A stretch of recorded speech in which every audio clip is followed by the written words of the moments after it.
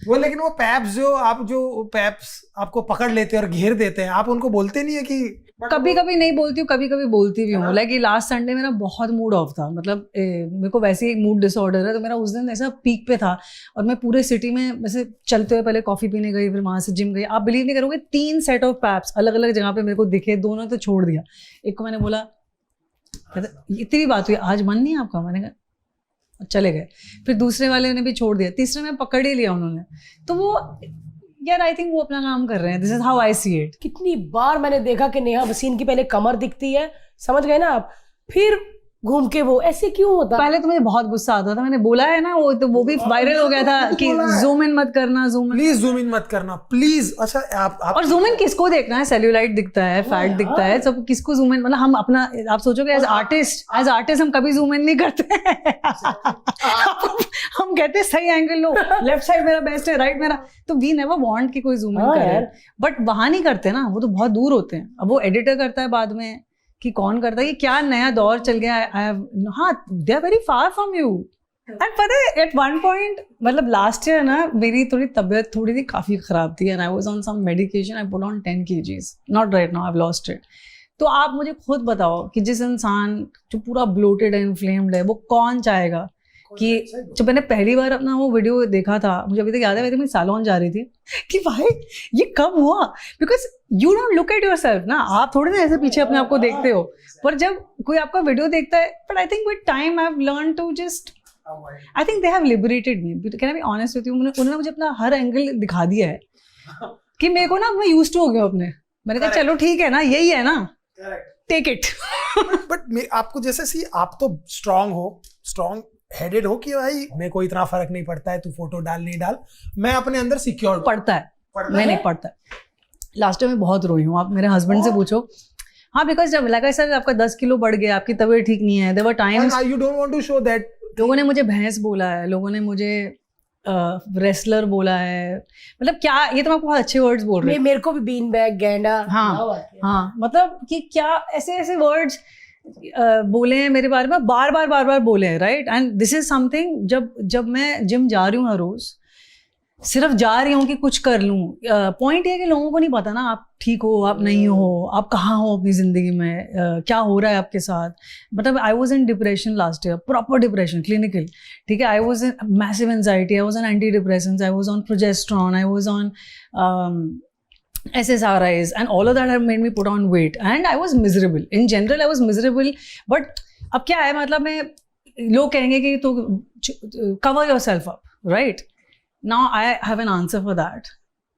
I will not stop being who I am just because I'm 10 kgs more, ना. Even if I'm 20 kgs more, अंदर से तो मैं आज भी वही हूँ, वही रहूँगी जो 19 में थी, 20 में, 30 में, 35 में, 40 में, 50 में. It's not your size that defines you, right? आज मैं पतली हूँ तो लोग वो तो फिर भी बोलेंगे, let me be honest, ये तो मैंने देख लिया, तो लोग आपको मोटा ही बोलेंगे, या आपको ऑब्जेक्टिफाई करेंगे, या आपको मोटा बोलेंगे, या आपको सेक्सुअलाइज करेंगे, वो आपको कभी एक इंसान के ना ट्रीट ही नहीं करेंगे। हैविंग सेड दैट, जो पतली लड़कियां हैं उनके पीछे पड़े रहते हैं, उनको लड़का बोलेंगे, उनको, लोगों को क्या है, उनको यही करना है किसी भी। हाँ, सो स्ट्रॉन्ग, अब स्ट्रेंथ कहाँ आती है?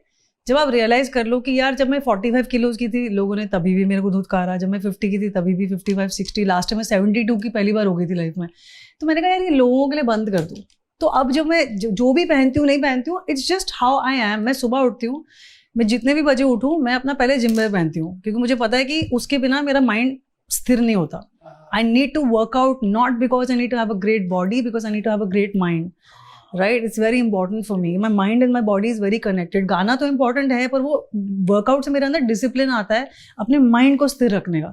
तो मैं सुबह से ही पहन के अपना काम वाम करके, जब भी आजकल मैं यूजुअली आफ्टरनून जाती हूँ, आई गो टू द जिम, 3 बार नहाती हूँ, पहले जिम से पहले, फिर जिम के बाद, फिर रात को, एंड क्विक शावर्स, ठीक है। एंड लास्ट ईयर तो लगा ऐसा, तबीयत इतनी खराब थी कि मुझे कोल्ड शावर्स लेने पड़ते थे, फिर रात में warm shower, so that my body kind of feels better.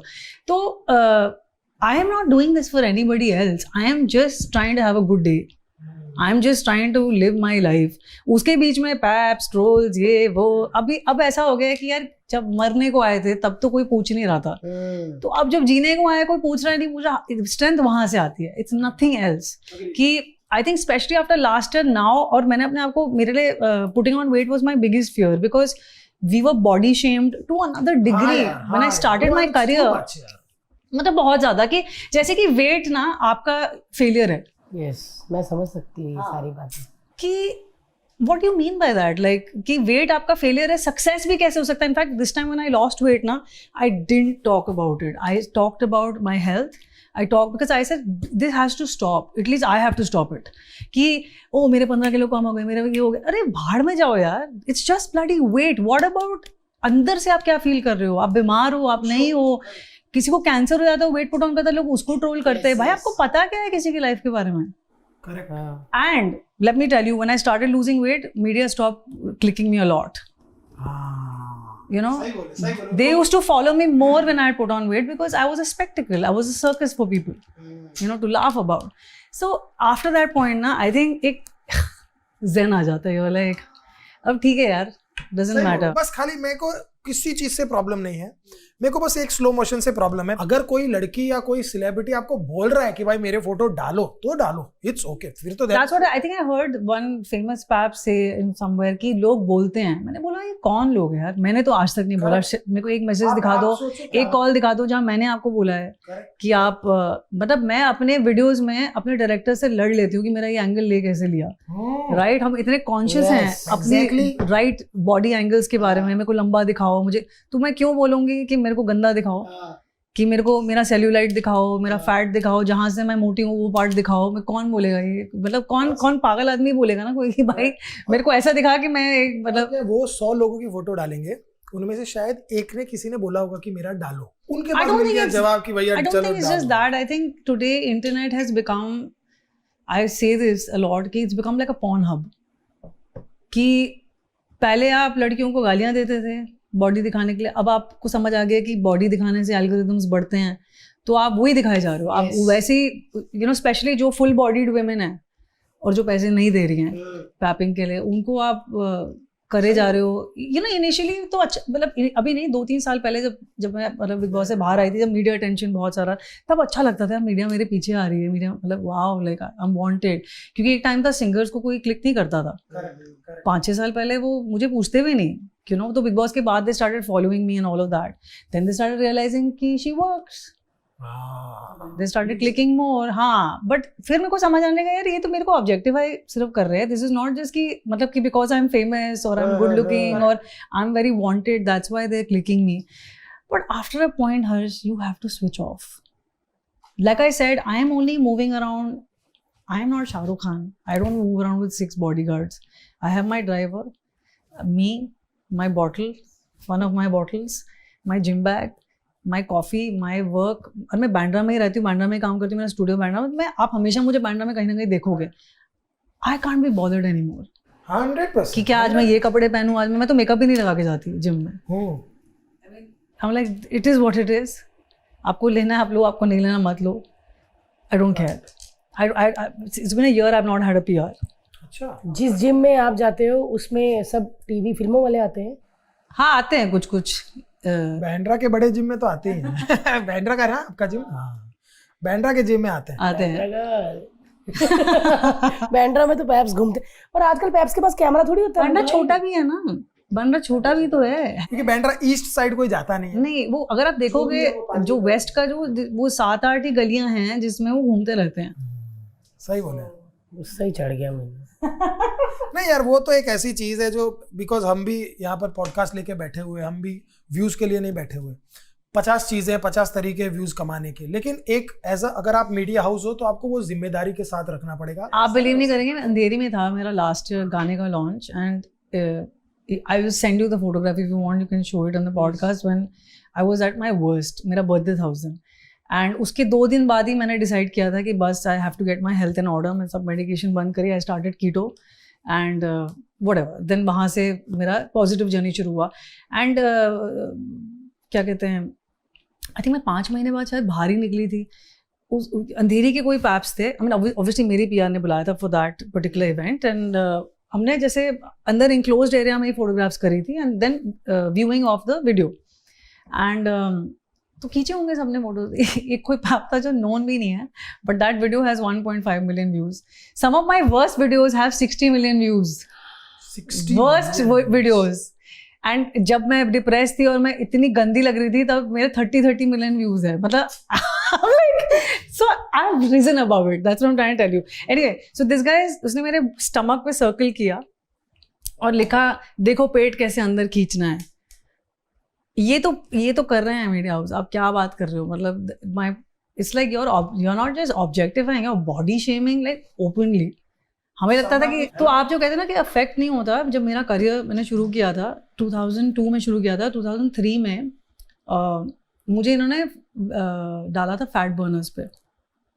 ये कहानी तब से चल रही है मेरी तो तब मुझे पता नहीं था उसका असर क्या होता है। I was just 20 years old and फिर में बहुत गंदी लड़ाई हुई उस चैनल के साथ जिनके साथ हम signed up. You remember I was in Viva right, in the band, तो तब की बात है। अच्छा। तो मैंने बोला मुझे आपसे मीटिंग करना है, तो मैंने अपने हेड से बात करनी थी और वो जो आदमी जो मुझे हैरिस करता था वो भी उस मीटिंग में आ गया ज़बरदस्ती। एंड ही पुट लाइक जैसे कॉन्फ्रेंस रूम में बड़ा टीवी होता है, उसने वहाँ वीडियो डाल के उसने ऐसे ही मेरे पेट पे सर्कल किया था कि see you are so, and I was 50 kgs at that time, see you are so fat because of which we can't release the video.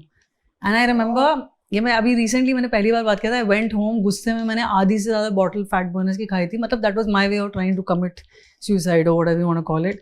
And you know, and then for 2 days I was throwing up, the band didn't know what has happened. So when you say that you've become stronger, no, I have not become stronger. I've just understood, वो गाना है ना आंसू भरी है जीवन की राहें, कि ऐसे जहाँ से क्यों हम दिल लगाएं, कोई उनसे कह दे हमें भूल जाए। So I have come to that point कि यार ऐसे दुनिया से दिल ही क्या लगाना है, you know, तो क्या फर्क पड़ता है। परसेप्शन ना साला ऐसा लगता है, ये बहुत गलत है कि परसेप्शन लगता है कि आप बुलाते हो, तो ये क्लियर कर दो कि भाई आप नहीं बुलाते हो, because it is very important. तो जिस दिन जैसे जब मेरा व्यूइंग था गाने का तो हमने बुलाया था उन्हें, we again that day also हम इनवाइट देते हैं and we didn't pay anybody that day also, जिनको आना है वो आते हैं। और पेड में यूजुअली आपके कैप्शंस लिखे होते हैं, वो कैप्शन लिखते हैं आपके हिसाब से, वो कैप्शन आपका पीआर देता है, अगर वो अपने हिसाब से कुछ भी लिख रहे हैं। हाँ अच्छा, अब मैं सब लड़कियों के कैप्शन पढ़ूंगी, पता अगर आप स्पेशली कुछ प्रमोट कर रहे हो या व्हाटएवर तो वो कैप्शन उन्होंने हैशटैग बताए होते सब कहाँ लिखते हैं, आपको थोड़ी ना टैग करेंगे वो ऑन ऑल दैट, वो टैग वैग भी तभी करते हैं जब आपने पे किया है। तो बाप रे यार ये तो अभी ये न्यू नॉर्मल है ना। अरे मैंने एक पढ़ा, बाहर बहुत बड़ी फीमेल सिंगर है, उसने पैप का कोई फोटो पोस्ट कर दिया, पैप ने खींचा हुआ फोटो उसने पोस्ट कर दिया और 2 से 3 फोटो पोस्ट कर दिए, उसको 1.5 से 2 करोड़ रुपए देने पड़े उन पैप की कंपनी को। क्यों? क्योंकि भले उसका फोटो है लेकिन खींचा तो पैप ने है। पर ये क्या बात हुई, वो हमारा ले रहे हैं बिना हमारे परमिशन के। ये तो अमेरिका में हो सकता है, इंडिया में तो कभी ना हो भाई। ये काट देना ताकि हमारे पैप्स को पता ना चले। चले कल को मेरे को लॉ सूट आ रहा है 15 लाख का बिल आ जाए हमारे घर में। उनको पता है लॉ सूट भेजेंगे तो उनपे भी आएंगे। बस एक बात है कि समटाइम्स आई हैव टू से दिस कि some of them are very sweet also, not all of them but some of them are very sweet also। चाहे बारिश हो, चाहे धूप हो, कुछ हो, पसीने आ रहे होते हैं, उन्हें पूछेंगे हाउ आर यू, कैसे हो नेहा जी, लाइक उनको कोई जरूरत नहीं है मुझे नेहा जी बोलने की। ऐसे आई थिंक मेरे को ऐसा लगता है बाद में एडिटर्स बदमाशी ज्यादा करते हैं। ये हाउसेस की बात है, जो पैप्स जो है ना, वो तो अपना काम कर रहे हैं, मैं वही पैप्स के लिए मुझे थोड़ा बुरा लगता है। आई फील लाइक वो अपना काम कर रहे हैं and you can't be like you know हट जाओ यहाँ से, मतलब मेरे मन में नहीं आता। और वो तो डालेंगे ही डालेंगे, और वो कई बार समझ भी जाते हैं। मैं जैसे संडे को एक सेट समझ भी गया था, जब मैंने बोला मतलब देख के समझ जाते हैं कि हाँ ठीक है, बट कभी कभी नहीं भी समझते। कई बड़े अच्छे होते हैं, कई सच में हाँ कई बहुत स्वीट होते हैं। ओके ठीक है कर लेते हैं ना। कई फिर ऐसा होता कि इधर तो बोला था मैंने, फिर किसने बना लिया, उसने तो नीचे कर लिया था कैमरा, बीच में से बदमाश भी निकल आते। और आपको एक बताती हूँ कि बहुत साल पहले की बात है, एक्चुअली मुझे 2018 में पता लगा था कि पैप्स को बुलाते हैं। हाँ ठीक है, तो जब मैंने एक फैंसी पीआर रखा था, मैंने कहा यार मुझे तो कोई पैप नहीं करता, मुझे लाइक व्हाई, तो they like babe they are called, don't you know that. मैंने कहा व्हाट, मैंने कहा नहीं आई डिडंट नो दैट। तो मैंने कहा अच्छा बुलाना पड़ता है चीज। कब पता चला आपको? 2018 में। 18 में मेरे को अभी पिछले साल ही पता चला है। सच में मैं कहती थी, मैं इसको पूछती थी, मैं क्या एयरपोर्ट हम भी जाते हैं, हमारे पीछे क्यों नहीं आते ये वो, क्योंकि हमारा प्रसाद नहीं होता जैसे अच्छा बेटा आप भी आ जाओ, तो हमारा हमेशा अक्सर ऐसा होता है कि कोई बड़ा आया होता है, उसका खींच के अभी हटे ही होते हैं, अरे भारती जी सर इसका भी दे, तो हमारा अक्सर उसमें आ जाता है। जैसे मेरा जिम में प्रसाद में होता है, कोई और आया होता है, साथ में मेरा भी हो जाता।